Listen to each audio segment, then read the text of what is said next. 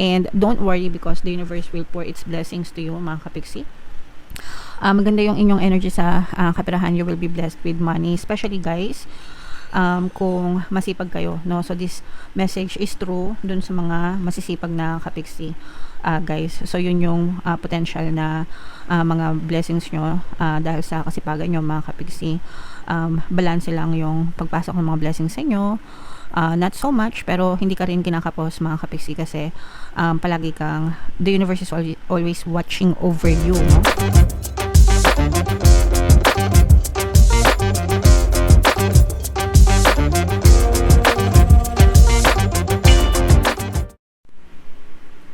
Hello guys, hello Taurus, welcome back to Pinoy Pixie Tarot. Ang pamagat ng episode natin for tonight is blessings para ngayong June, mga kapiksi, para sa Taurus, Sun, Moon, Rising Sign, and Venus. So simula ngayong June, guys, isasama na natin tong serye na to sa ating regular tarot reading. Ang ating purpose ng reading na to is makita natin yung mga potential na blessings nyo every month, tapos kung ano yung mga balakid sa mga blessings nyo, guys. Okay, so yeah, unahin natin tong deck na to, guys. Tingnan natin yung mga mensahe sa inyo ng inyong mga gabay. And by the way, sa mga naghahanap ng mga pampaswerte na lucky charms, lucky bracelet, may mga items sa description box nitong video.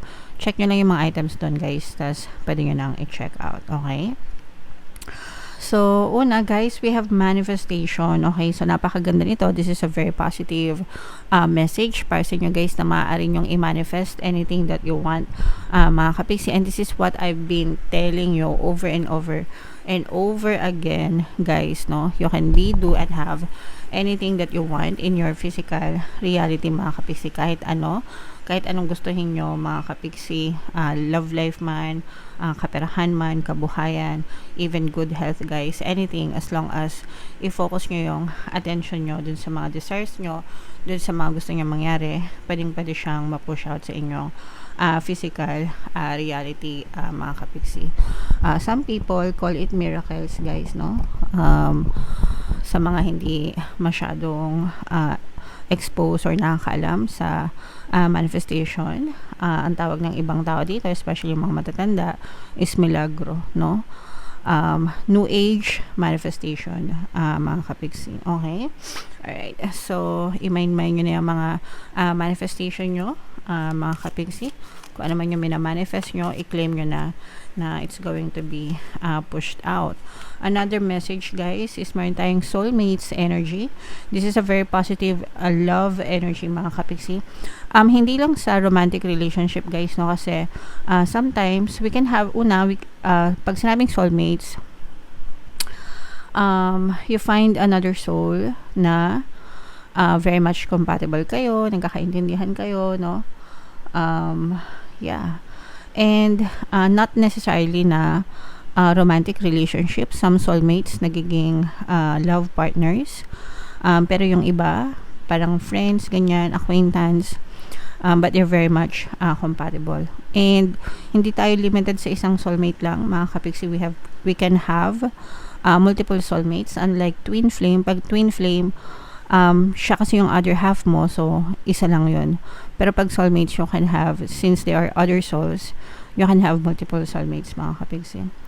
So yeah, for some of you guys, maaaring nakita mo na or makikita mo yung soulmate na you're meant to meet, and maaari kayong maging masaya, mga kapiksi. So what else, guys? Tingnan pa natin another message. Forgiveness, mga kapiksi. This is a reminder, no? Kasi ibig sabihin nito, guys, maaaring may mga negative emotions kayo na nagiging balakid sa mga blessings nyo, like anger, hatred, resentment, grudges, yan. So yung mga negative emotions na yun, guys, nagiging sanhi ng mga balakid sa blessings. So you have to forgive them, guys. Kaya lumalabas itong mensahe na to. You have to learn to forgive and let go para ma-dissolve yung mga blocks and para maging magaan yung pasok ng blessings sa'yo. Okay? Alright. So, yeah. I-mind nyo na yan sa comment section, guys. Mind manifestation, mind soulmate, mind forgiveness, no? Kung naka-resonate kayo guys, comment down below. Hanapin natin yung energy ng blessings guys, and yung energy ng Taurus. Shuffle ko to mga kapiksi. Habang sinashuffle ko to, panoorin nyo muna yung video natin regarding sa ating paano mag-manifest ng abundance video course. Kapiksi, sawa ka na ba sa mga struggles at hirap sa buhay mo? Masipag ka ba at masikap sa buhay ngunit hindi ka pa rin umaasenso? Ilang beses ka na bang nag-attempt magnegosyo at mag-invest pero palagi ka pa rin nalulugi? Sa pagkakataon na ito ay maaaring may subconscious beliefs ka na nagiging balakid sa iyong pag-unlad at pagyaman. Introducing, paano mag-manifest ng abundance video course. Dito ay matututunan mong ma-overcome ang mga balakid mo para tuluyan ka ng umunlad, umasenso, sumagana, maging matagumpay, successful at maswerte sa iyong kabuhayan, pera, trabaho, negosyo sa lapi at kaperahan ng bonggang-bongga. Dali, mag-send na ng email sa pinoypixie@gmail.com at simulan na ang iyong pagyaman ngayon. Alright, so sa lahat ng gusto mag-avail ng course guys, naka-flash sa screen nyo. Una, meron tayong paano mag-manifest ng abundance video course. Meron din tayong paano mawala ang third party at magkaroon ng harmonious na relationship. And meron din tayong paano pabalikin si ex, revise breakup. So sa mga interesado guys, mag-send lang kayo ng email sa pinoypixie@gmail.com. So Taurus guys, kayo ay represent ng Queen of Pentacles. Ito yung ating blessings energy. Latag natin yung spread nyo guys. Wow! And, wow. Again guys, sa mga naghahanap ng mga pampaswerte na lucky charms, lucky bracelet, mga kapiksi, may mga items tayo sa description box guys. Pwede nyo i-check yun guys, and pwede nyo na rin i-check out mga kapiksi.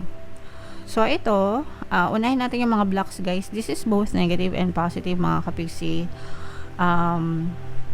Yung mga negative guys, yun yung mga posibleng block or balakid sa mga blessings nyo, and yung positive naman yung mga potential na blessings nyo.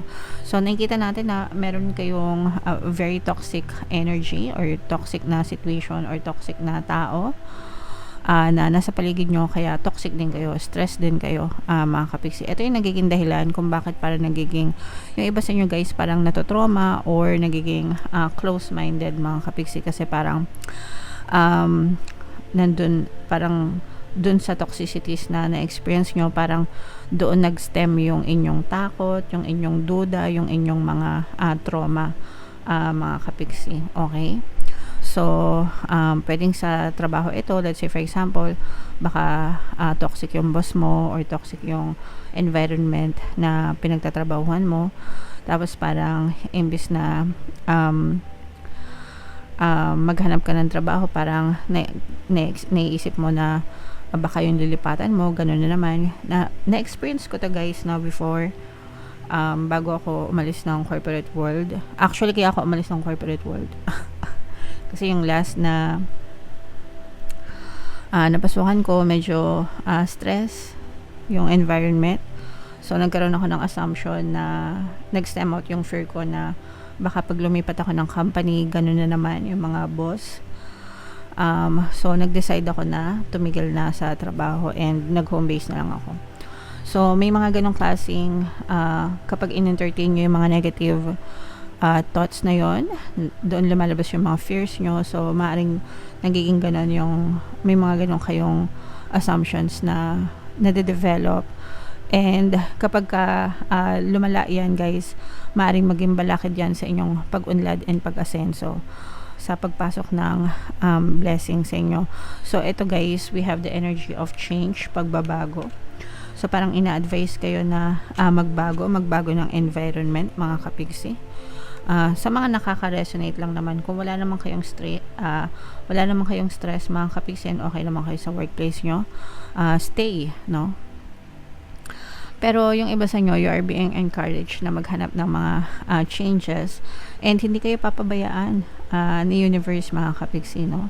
So parang ina-encourage na mag-change kayo ng environment, kasi baka yung stressful work mo nakaka-apekto sa overall energy mo, kaya hindi pumapasok yung mga blessings. Pero kapag nagkaroon ka ng change sa environment mga kapigsi, hindi ka papabayaan ni universe. The universe has your back. And aside from maka-experience ka ng positive change, pwede ka rin maka-experience ng good karma mga kapigsi. Okay?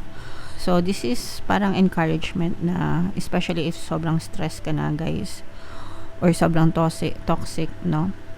Kung wala kang choice, edi tiyagain mo na lang muna, mga kapiksi, no?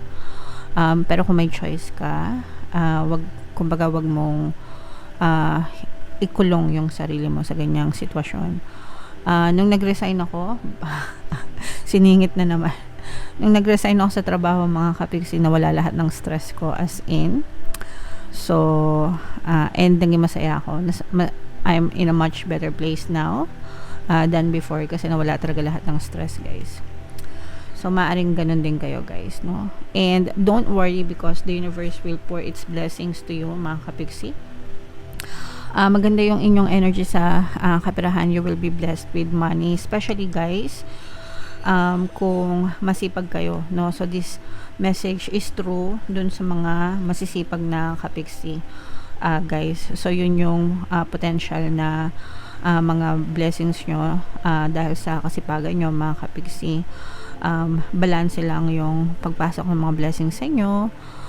Not so much, pero hindi ka rin kinakapos, mga kapiksi, kasi palagi kang, the universe is always watching over you, no? Always watching over you. Ibig sabihin, hindi kayo pinapabayaan ng universe, and the universe will pour its blessings sa inyo, mga kapiksi, pagdating sa kaperahan. Okay?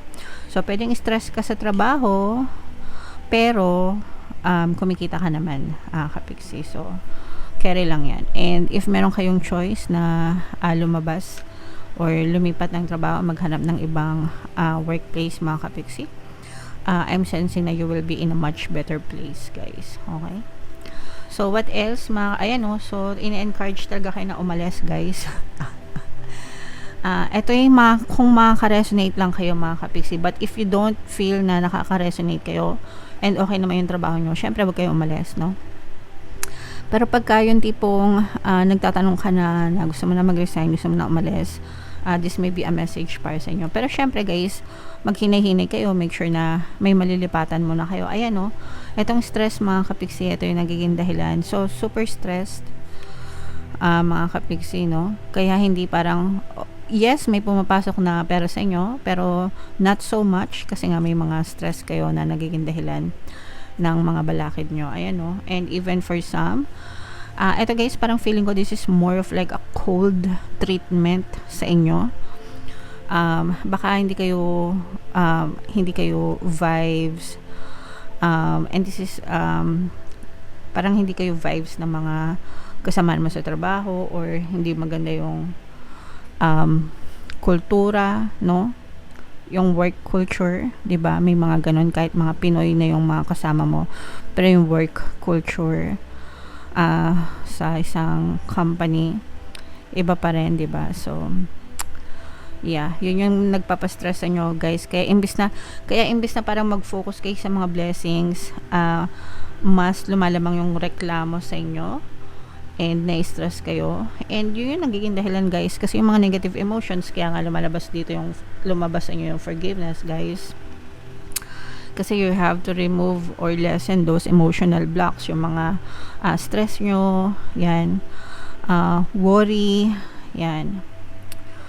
And pero you also have the energy of manifestation, guys, no? Sabi ko nga, no? So maaaring may ma-manifest kayo ng mga magaganda din this month. So kung ano man yung minamanifest mo, focus on it, mga kapiksi. So ang maganda dito sa reading na to, guys, is na-emphasize natin, nakikita natin yung mga blocks sa blessings and yung mga potential na blessings nyo. So yung mga negative, guys, you have to work on those, no? Kayo lang yung makakapagtanggal niyan sa sarili nyo and makakapagbago ng patterns nyo, mga kapiksi. So yeah, ito, guys, i-mind nyo na to, mga manifestation na to, ito mga universe will pour its blessings, itong mga positive change, guys, at saka good karma, no? So i-mind nyo na yan, guys, sa comment section. Comment down below if naka-resonate kayo. For more tarot readings, guys, ito yung playlist nyo. Ito naman yung ating success stories ng paano mag-manifest ng abundance video course.